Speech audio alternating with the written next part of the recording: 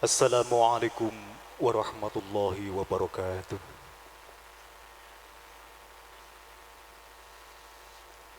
A'udzu billahi minasy syaithanir rajim.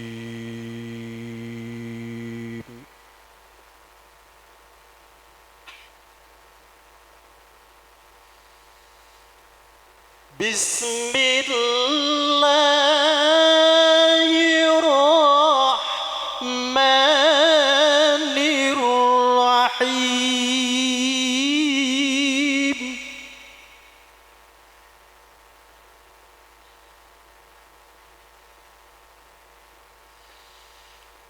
Wa min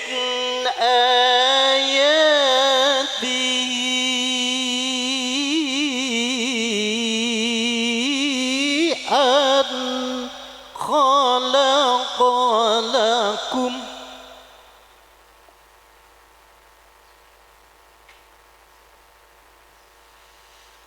wa min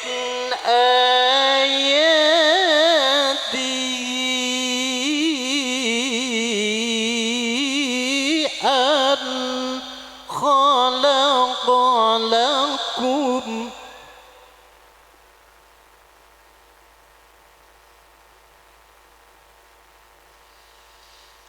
أن خلق لكم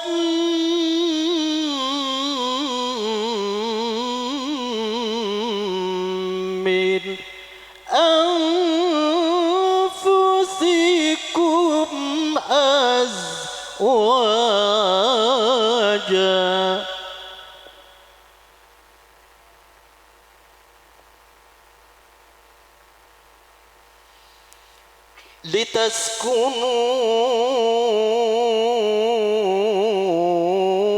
لتسكنوا إليها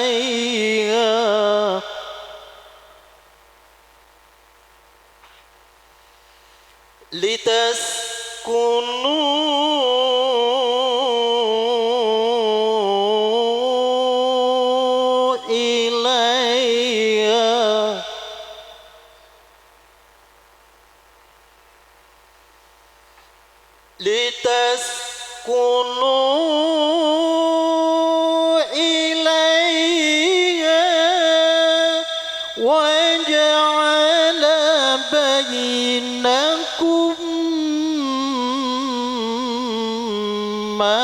مودة ورحمة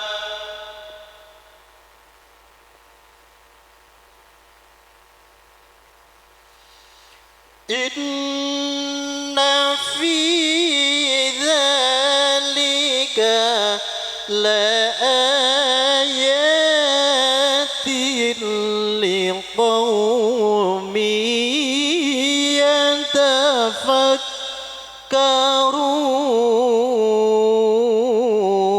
يتفكرون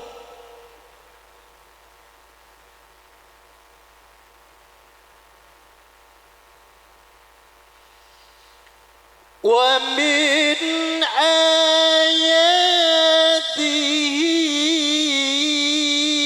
آياته أن خلق لكم من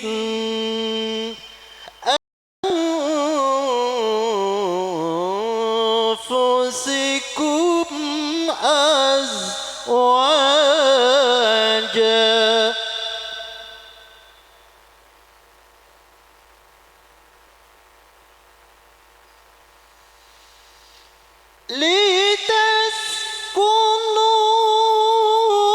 لتسكنوا إليها وجعل بينكم مودة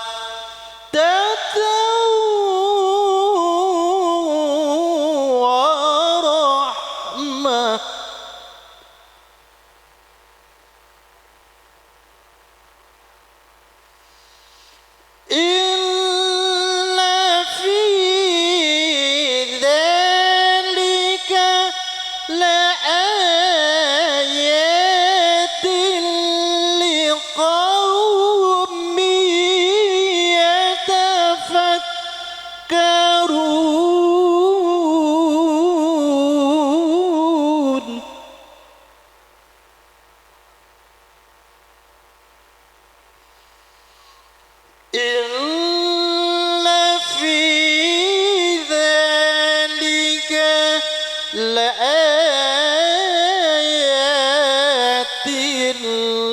قوم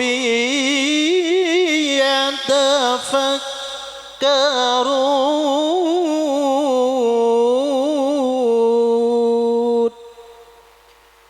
صدق الله العظيم. Wassalamualaikum warahmatullahi wabarakatuh. Matur nuwun Dimas Harsono ingkang sampun maosaken ayat-ayat suci Al-Qur'an. Mugi-mugi saged mahanani kawilujengan karaharjan miwah kasantosan tumanduk ingkang mengkugati kadang pisan sutresna kakiri temanten sumrambah sedaya para tamu kakung putri. Amin Allahumma amin. Upacara adat kerobongan kawiwitan pun manembromo ketawang Ibu Pertiwi.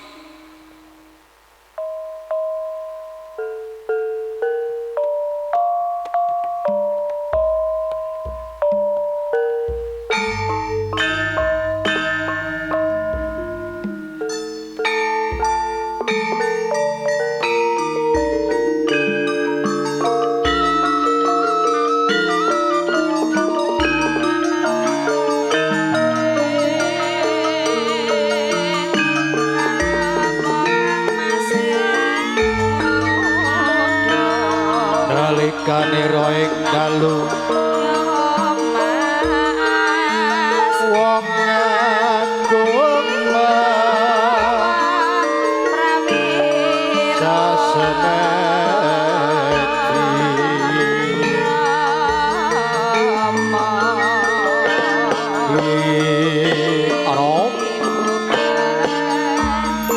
bobot timbang miwiti kerobongan tangga burung.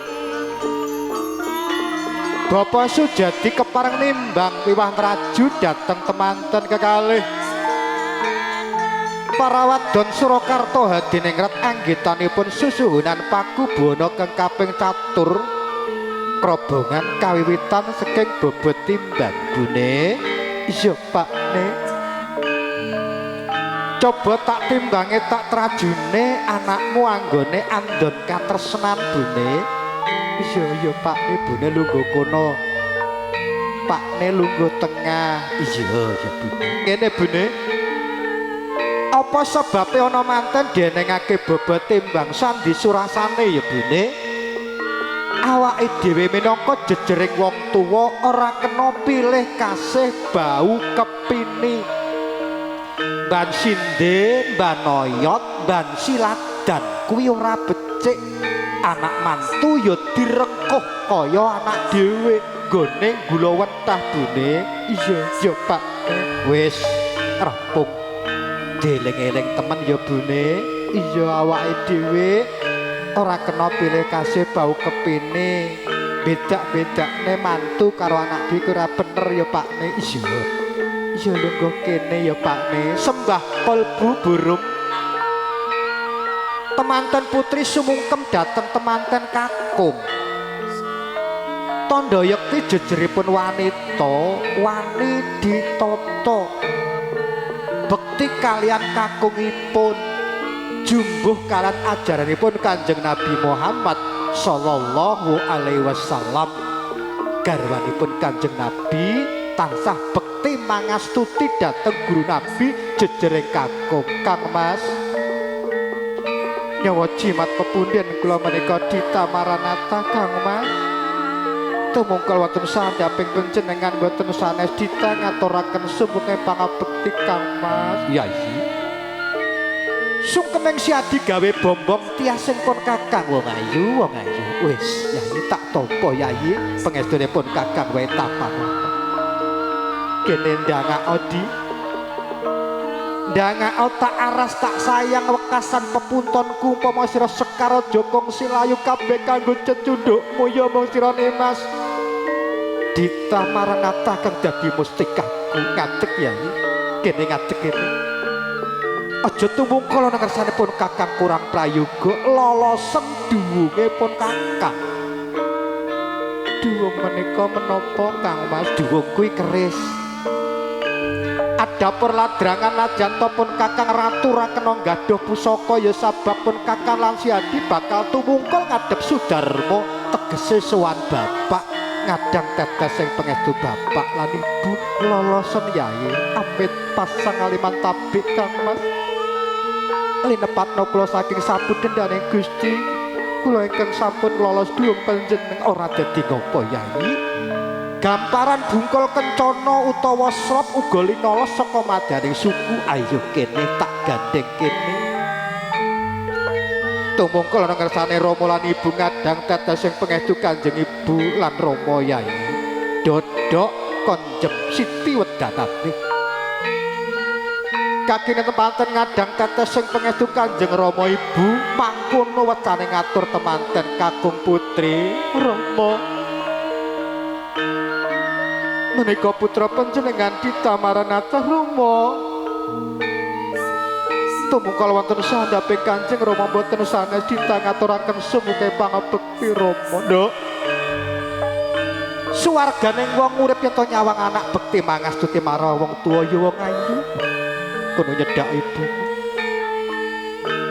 aja sepisan-pisan sira nglalek ke wong tuamu jejering Pangeran Katon kang wajib sira sembah tegese sira ajene Cah Bagus Rama iki kula teng sowan Rama kene ger Irawan dawuh Rama betos kula katur Rama ya ger tak tampa bocah bagus ya mong bapak meling tresnalono anakku wadon ya ger nganti jebating jaman kulup ugi dados kasunyatan dawuh pengendikan panjenengan Kanjeng Rama wis le nduk kono nger malikine kowe banyu milih pengestune ibu ibarat lumitring tertawa ning saka pucuking gunung aja lali nduk bekti lawan mara sepuhira wong tuwa dhewe karo mara tuwa kuwi bobote padha wajib sira sembah tegese sira ajene uga Cah Bagus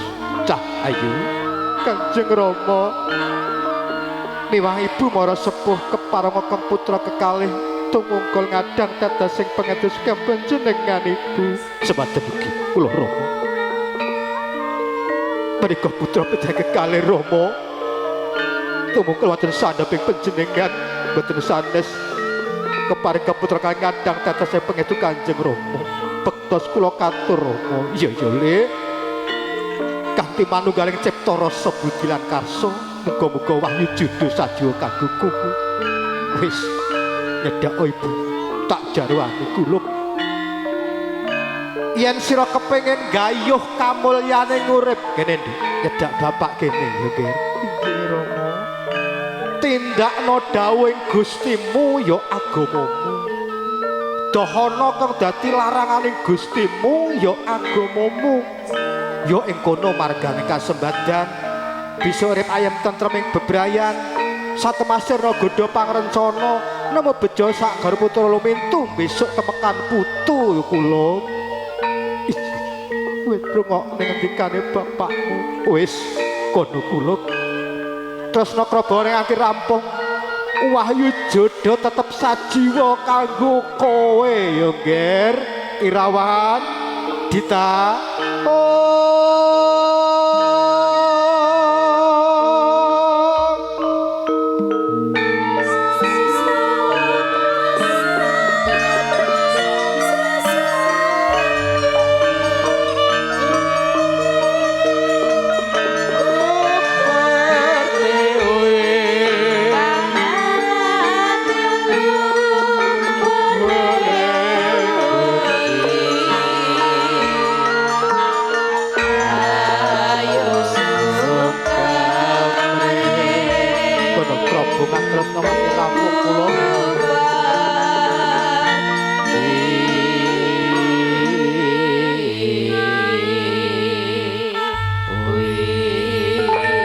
Yai dawuh Kang Mas kene lungguh kene Yai bombong atinipun kakang bapak lan ibu wis paring pangestu kawan Siadi lan pun kakang tampanono guna kayanipun kakang di kang kaanan kacar kucur guna kaya mingkar minggorengan koro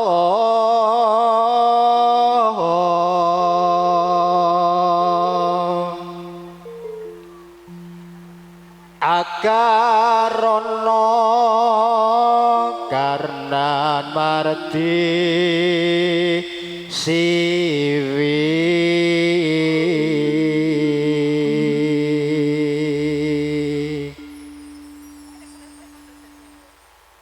sinawang resmineng kidung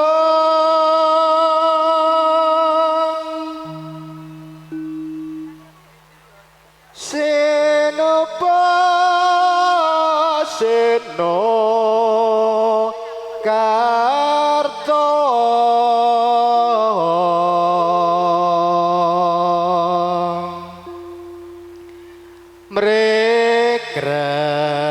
mrekretarto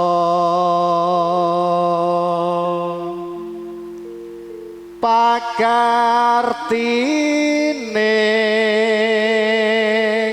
ngilmu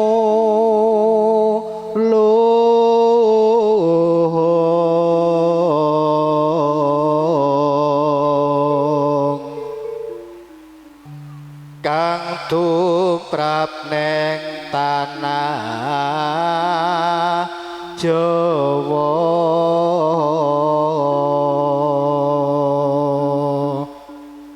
agama agemeng aji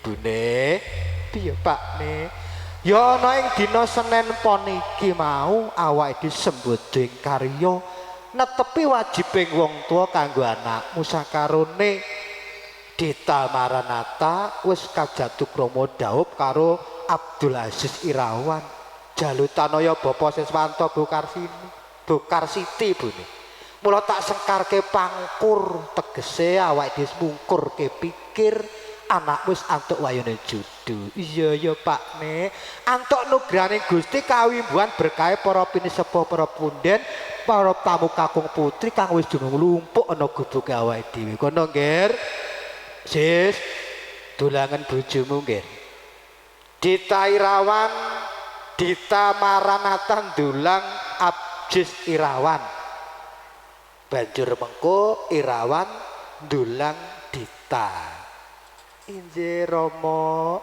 kabeh mau minangka simboling kamulyan kabejan kamulyan ora mung simbol tok ya nggih awak bisa mengerteni maknai nek basane saiki mau maknai engko digoleki artine apa kembul bujana kuwi apa artine ana ing YouTube wis kabeh diwedhar ana kono injih Rama ing pangajab budaya kang adiluhung iki bisa mbok mengerteni kanggo sangu nggo nyira ambyur ana madyaning bebrayan agung setaken dawuh monggo Kang Mas kula aturi dhahar malih wis yayi para tamu kakung putri pungkasaning kerobongan kanthi ngunjuk tirta wening sareng-sareng temanten kakung putri murid kenep raosipun tirta wening kang mijil saking kasuwargan jati murid saged kenep raosipun temanten wening pancandriyanipun sageta kasinungan iman lan Islam dados keluarga ingkang sakinah mawaddah warahmah amin Allahumma amin Rampung kerobongan mangke tedak pinetha utawi foto keluarga kawiwitan ingkang menggugati Bapak Sujadi sekalian garwa lajeng mangke kadang besan sutresna panjenenganipun Bapak Siswanto miwah kang Ibu rampung menika mangke keluarga agung temanten kakung rumiyin saking Gentong Kidul keluarga agung temanten kakung keluarga Bapak Sutopo sekalian keluarga Bapak Khairul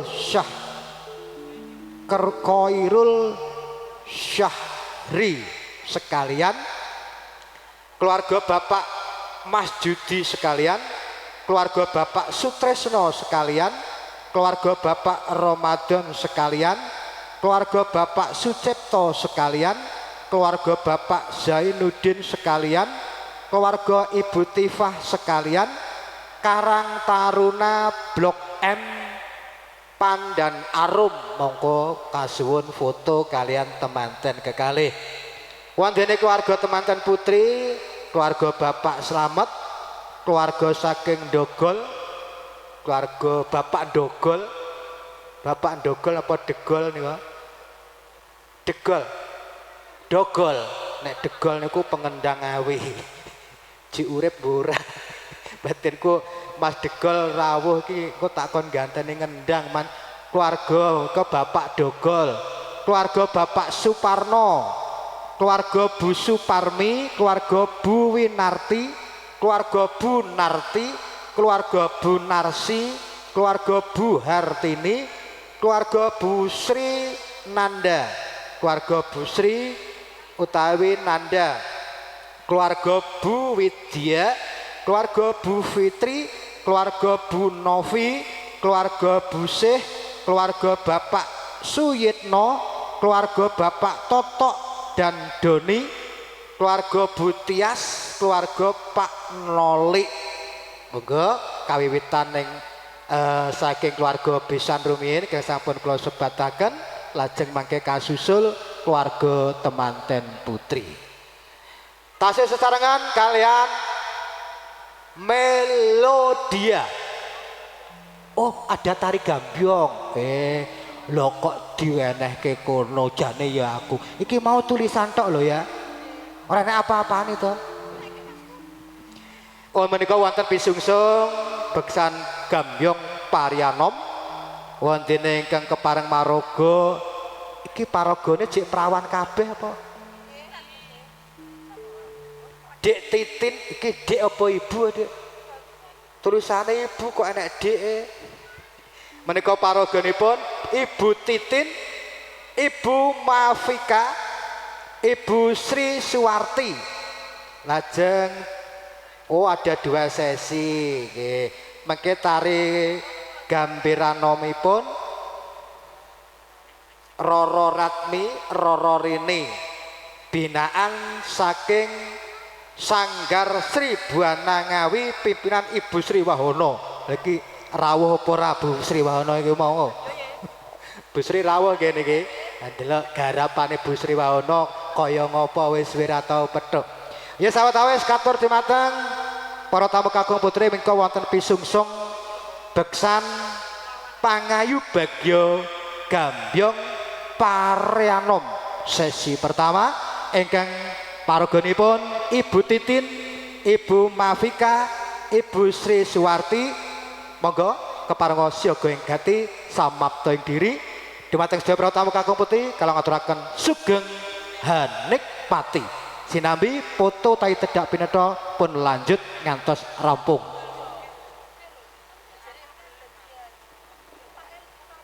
Iki nganggo campur sari nganggo kabut irama. Wonten campur sari pun kalih menika Pak, menika Melodia campur sari saking Entertainment Poh Jenggel, setunggalipun wonten campur sari kabut irama. Nika kabut iramanipun. Penyanyi penarinipun tesih prawan kabeh, delok mlakune kaya ngapa. Jan. Sik disetel sik kasete urung muni.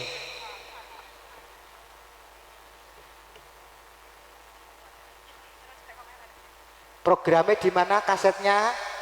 Disketnya mana?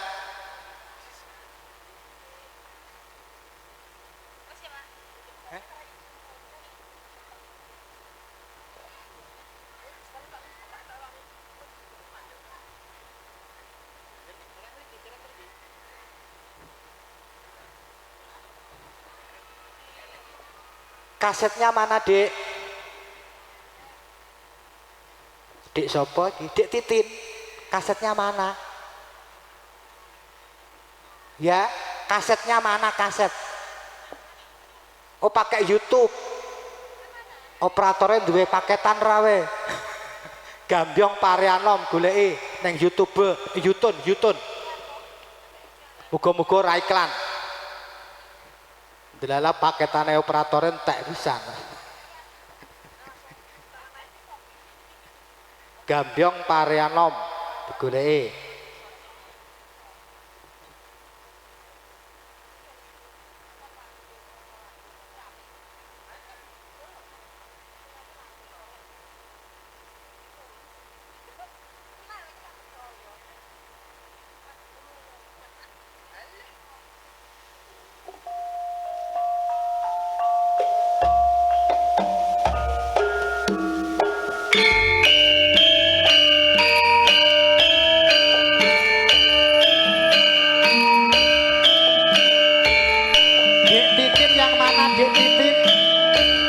Sawake kono, sawake kene lho ya aja mlumpuk pokoke.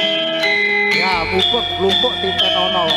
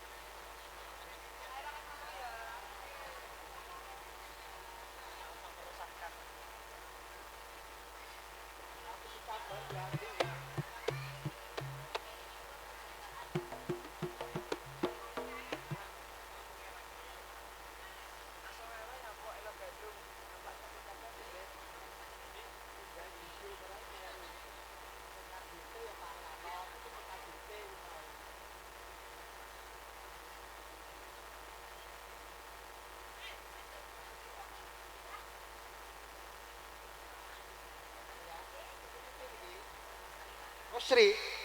Oh alah Sri. Mlayu iso kok. Salah ya Mas wis salah. Oh alah Sri. Ayo.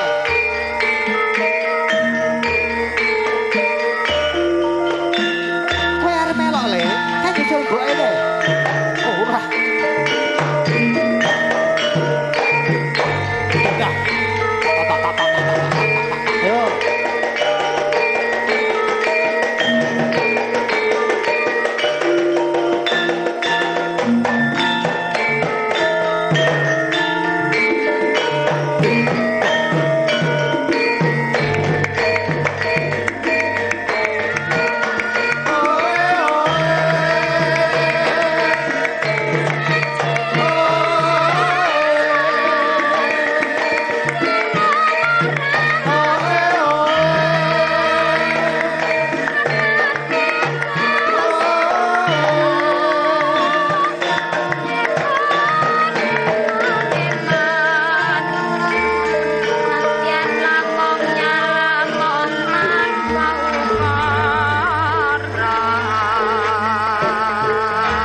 Titin, Ibu Pamika, Ibu Sri Suwarti.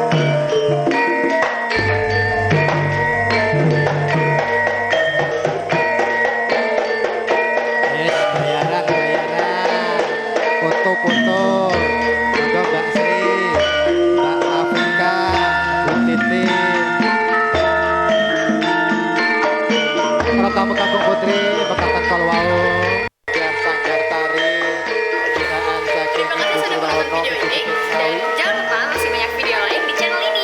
Jangan lupa like, comment, and binaan saking sanggar tari Sri Budaya Ngawi kagunganipun Ibu Sri Wahono mugi-mugi saged nuju prana. Para kakung kakung putri menawi tetelo potretipun dereng rampung monggo pun lanjut malih kula minangka pengandali warung lajengaken reruncana ing adicara nuninji lung tinampan kawiwitan sepisan pasrah panggula wentas ulipun kajang pisan insyaallah mangke badhe dipun sarirani pepundian kula nuninji Bapak Usman Hadi mangke rampung menika rampung pasrah pun kirapaken rumiyin selo selaning selo mangke pun tampi ngiras pantes ngastasaken pangayu bagya ugi boten katulpan wonten sesi kalih mangke wonten beksan tari Gambiranom ewasana katur dumateng panjenenganipun Bapak Usman Hadi monggo kepareng nyamapta nganggo panjing sasana pinanci kepareng masrahaken ponang temanten kakung sasana sabda tumuli katur srembekipun Metaraman kajang pisang kasul jajari Bapak Usman Hadi monggo Pak Usman.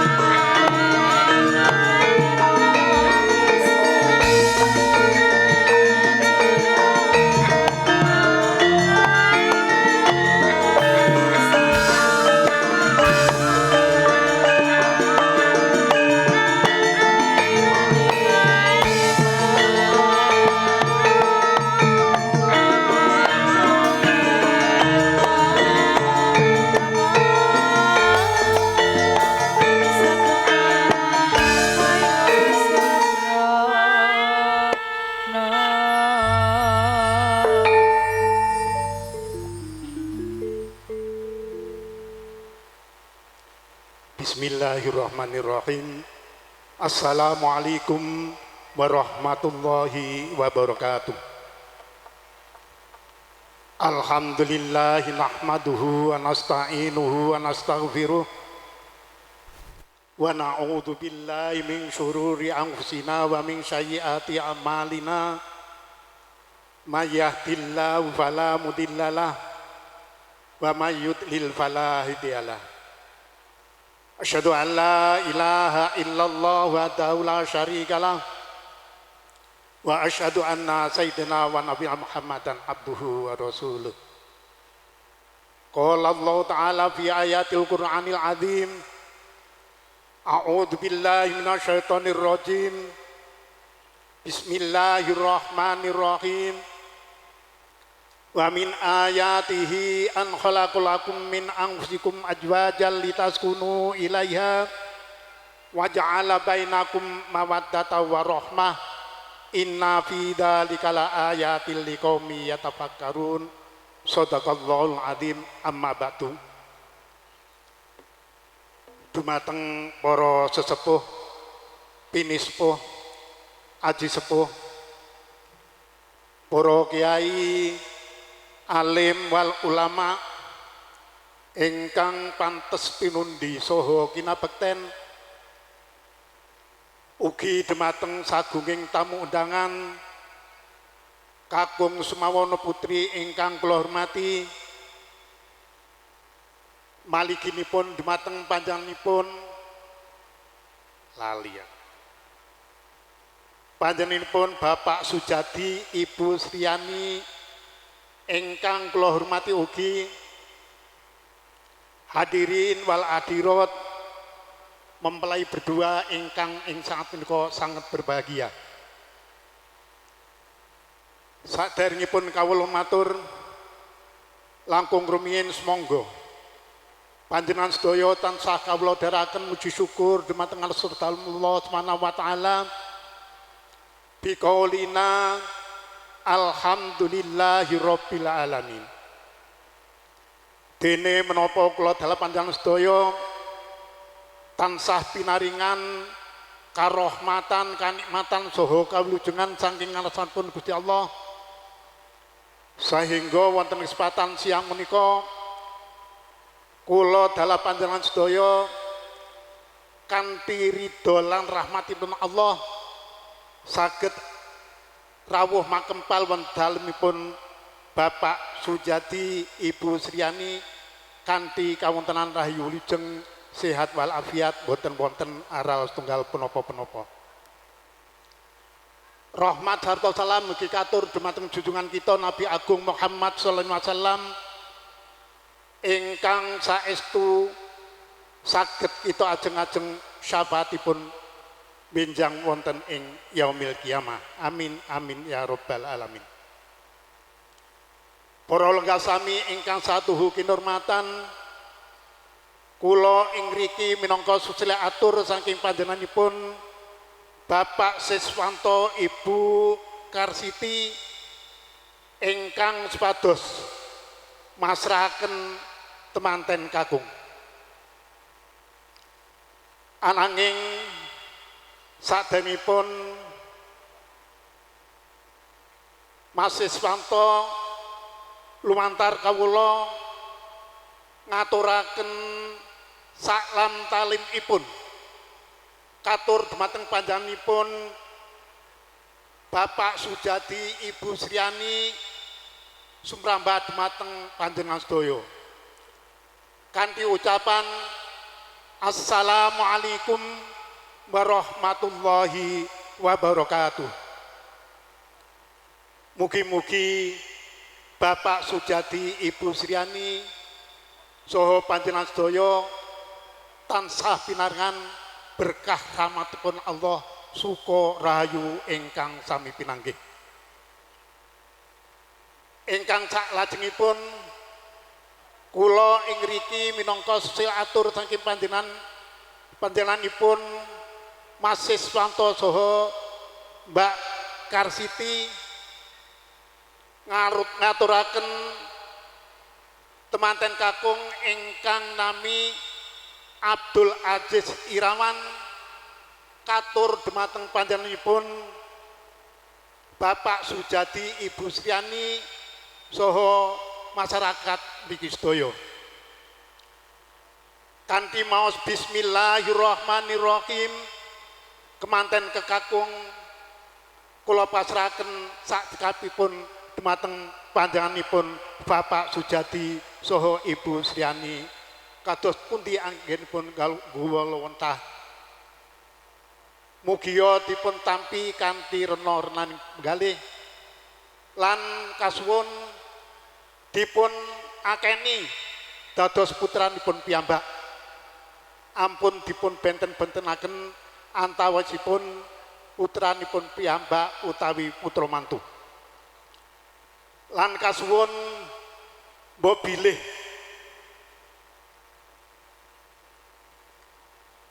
Ade Abdul Aziz Irawan wonten mriki wonten lepatipun kasuwun dipun emutaken kranten Abdul Aziz Irawan punika senaosa sampun ageng ananging pengalaman babakan keluarga tasih nul kutul kirang pengalamanipun. Insyaallah mbok bilih mangke wonten ing gentong badhe dipun gulawentah ingkang sae-saenipun miturut kemampuanipun Mas Siswanto saha Ibu Karsiti. Ingkang salajengipun mbok bilih suwan kula wau bidal saking griya watawis pukul 9:10 menit. Alhamdulillah angsal berkah rahmat pangestu panjenengan paringan wilujeng boten wonten aral setunggal penapa lan dugi mriki watawis pukul 9:30. Ambok bilih suwan kula sak kanca wonten lepatipun solah bawa utawi tingkah pangandikan ingkang kirang kacepaken dumateng panjenengan kalih kula atas nami pengarak temanten ngaturaken lumunturing sih samudra bangsami. Ambok bilih mangke sak paripurnaning pawiwahan wonten ing kalenggan punika kula sedaya nyuwun pamit. Pramila saking menika kula nyuwun doa restu dhumateng panjenengan sedaya lampah kula saking riki ngantos dumugi griyanipun piyambak-piyambak tansah pinaringan wilujeng boten wonten aral setunggal punapa-punapa. Mbok bilih mekaten wonten niku wonten napa niku jenenge pesen saking Mas Siswanto. Mbok bilih mangke tanggal 11 dinten Sabtu dan dinten Sabtu watawis pukul 09 temanten kekalih kasuwun dipun suwanaken dhateng Gentong dhateng dalmipun Pak Siswanto lan dipun dherekaken keluarga saha tangga tepalih sak cekapipun. Mekaten sekedhik ingkang saged kawula aturaken kirang saha langkungipun kula nyuwun lumuturing sih samudra pangsami. Akhirul kalam billahi taufik wal hidayah. Wassalamualaikum warahmatullahi wabarakatuh.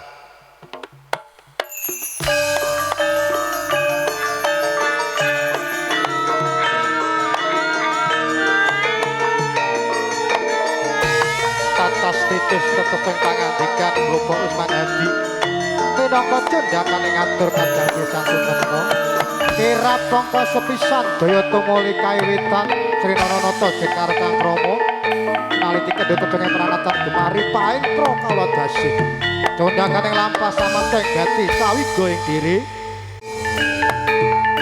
Dewangka gagasan cendhakan ing lampah panjing Purayagung kapiarsa swaranipun tok tok dung tok dung dung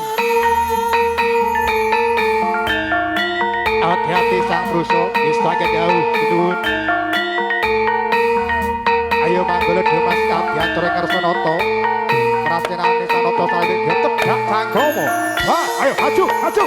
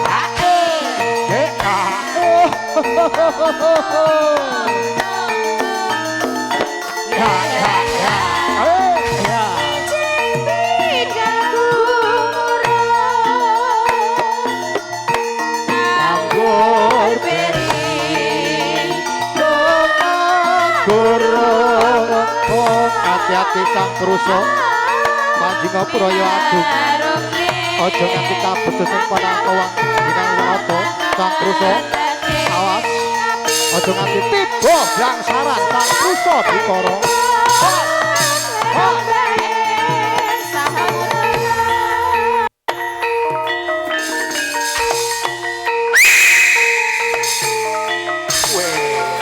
lagu sampai sang barat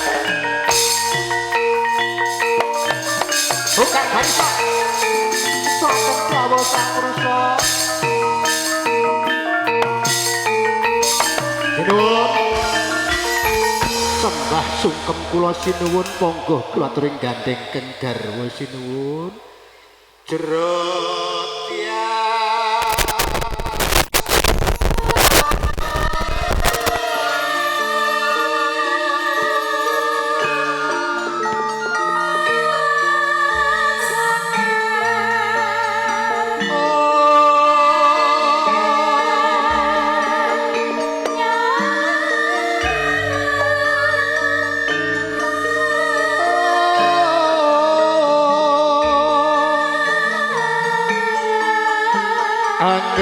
Jinala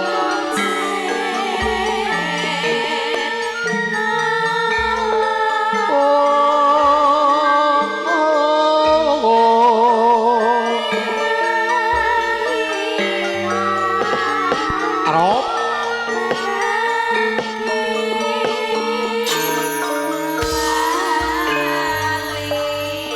Pandhap saking madaning palangka dibdya kagire temanten nggih Narendra Muda kekalih keng katemben sinuba sinukarta cundhakaning lampah ingkang meyak saking Sukerta meyak saking Rubeda rawe-rawe rantas palang-palang tuntas nganti kaki temanten nenggih Bagus Abdul Aziz Irawan Dewah Diyah Ayu Roro Dita Maranata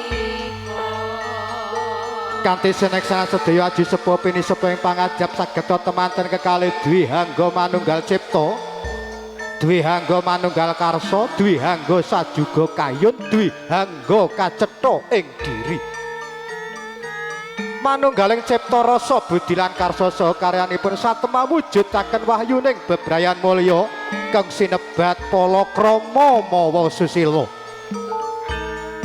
mila datan nama aneka kirtemanten lamun ta Cinandra Yaya Jawata ing utara segara Sang Hyang Bathara Wisnu mangke Jawanta ingkang kadunungan Sekar Wijaya Kusuma cecangkok Wijaya Mulya dadya mulya mulyaning kakirtemanten lahir temekan batine ginarebek sangyaning putri Dumas ingkang endah warnane melok wedanane